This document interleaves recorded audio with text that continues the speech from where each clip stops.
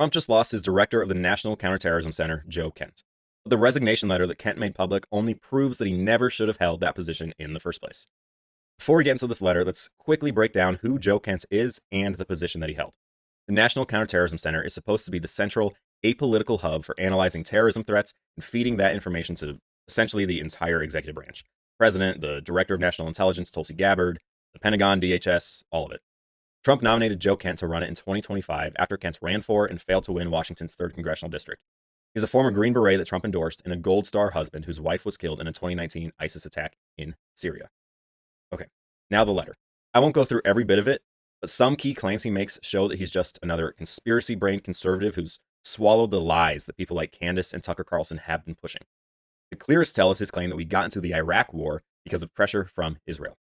As soon as someone says that, it should be a major red flag that everything they're telling you is being filtered through a conspiracy-riddled, anti-Israel at-all-costs brain. The reality is that Israeli leaders opposed the U.S. going into Iraq. They warned it would blow up the regional balance and empower Iran, which they saw as the real threat in the Middle East. And 20-some-odd years later, they were right. That lie, that Israel made us go into Iraq, blows open the rest of this letter for closer inspection. And instead of just tiptoeing around the most explosive thing that he wrote, I'm just going to jump straight into it. He brings up his wife's death, and he blames it on Israel, saying that she died in a war that was manufactured by Israel. His wife was killed by an ISIS suicide bomber in Manbij, Syria in 2019 during the final phase of the Trump-led campaign that wiped out ISIS's last territorial stronghold. She wasn't killed in Iraq or Afghanistan or some other forever war, and Kent actually praises Trump for destroying ISIS. When it comes to his wife's death, he doesn't blame ISIS. No, he blames Israel. Those two positions are mutually exclusive. He basically says, thank you, Trump, for destroying ISIS, but my wife's death is on Israel. Even though your attacks on ISIS were your decision and not Israel's, and I think they were great, but somehow the whole war was manufactured by Israel, except the end result, which I actually liked. That sounded insane and contradictory. It's because it is. You cannot thank Trump for destroying ISIS and then blame Israel for your wife's death when she died in the operation that took out ISIS. Plus, Israel had absolutely nothing to do with that operation. I pray for him and his wife's soul, and I thank both of them for their service. Blaming Israel for his wife's death instead of the actual terrorists who killed her, while you're the director of national counterterrorism, is not a good look. It's better that he resigned, and honestly, it would have been better if he'd never been anywhere near that position. Now back to the letter. He says Iran posed no imminent threat. And fine, you can argue that. But then you have to answer, okay, so when is force justified?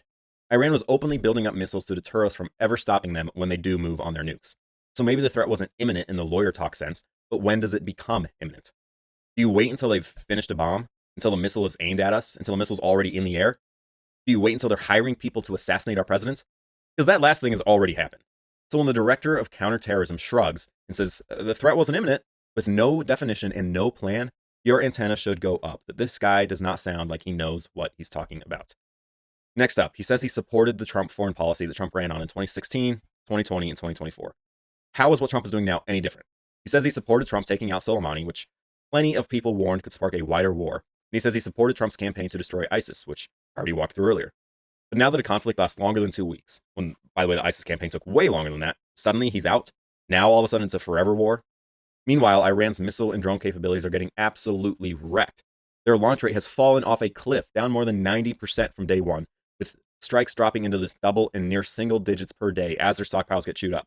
If you back the Soleimani strike in the long, grinding ISIS campaign, there's no honest reason that a war in week 3, with Iran's missile fire collapsing, is where you should suddenly jump off the train.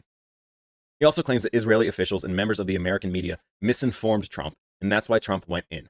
There is zero evidence for that. Nobody was banging the drum to invade Iran until after Trump drew a red line, saying that if Iran slaughtered its own citizens, then they would be held to pay.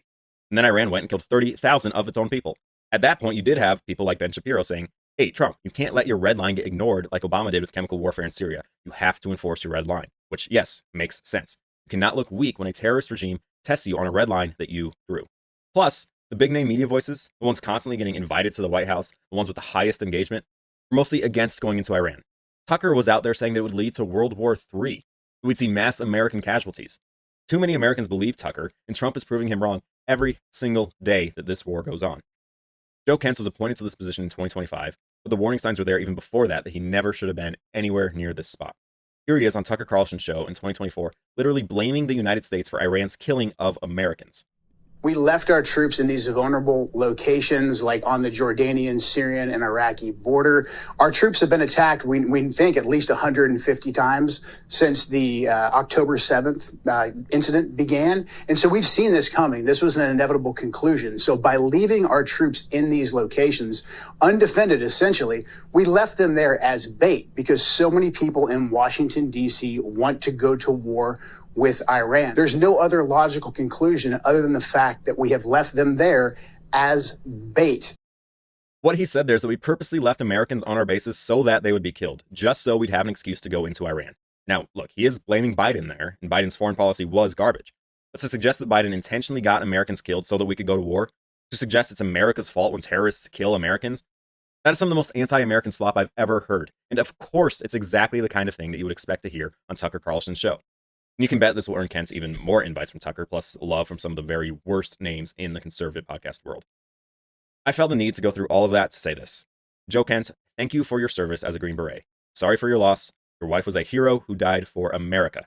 And I wish you understood that instead of blaming Israel for a tragedy that they had nothing to do with.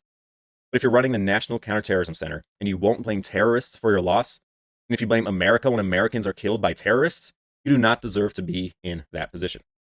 What we need in that position, what the president needs in that position, is someone who will actually stand up for American interests. Someone who understands the future cost of letting terror states go completely unchecked.